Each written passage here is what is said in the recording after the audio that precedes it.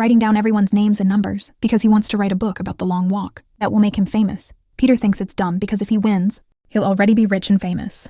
Sometime later, Curly yells in pain because he feels a cramp in his legs. He starts to slow down and the soldiers warn him. So Ray helps Curly walk, while he and Peter keep encouraging him with words. Feeling motivated, Curly tries to keep moving on his own, but the pain is too much and he collapses on the ground. After the third warning, a soldier shoots Curly in the head. The shot causes Ray to slow down, and he receives a warning too, so Peter pushes him to move faster. Moments later, the Major appears on the road with a speech for Curly, saying that a comrade has fallen and he must be remembered fondly for his bravery. Ray asks a soldier for a refill for his canteen, and touches the man's gun in the process as a way to knock on wood. When Peter needs to relieve himself, he just pees in the middle of the road. By mile 17, they see a girl near the road holding a sign and cheering for Ray. The other boys tease him for having a fan, even though she's too young. Suddenly, a boy has a seizure and collapses on the road. The soldiers start giving the warnings while Gary jumps over him, mocking him for hiding medical issues.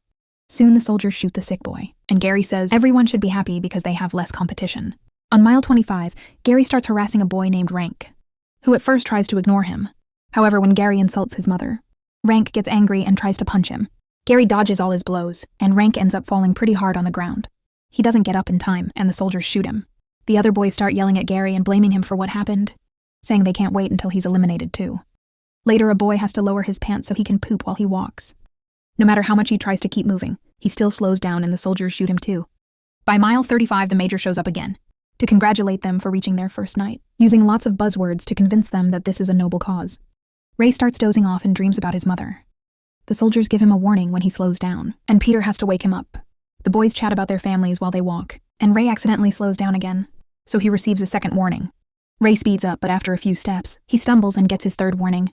Now he'll have to walk without mistakes for 3 hours to clean his warnings. Peter tries to be encouraging, but Ray is nervous and snaps, saying Peter is only pretending to care.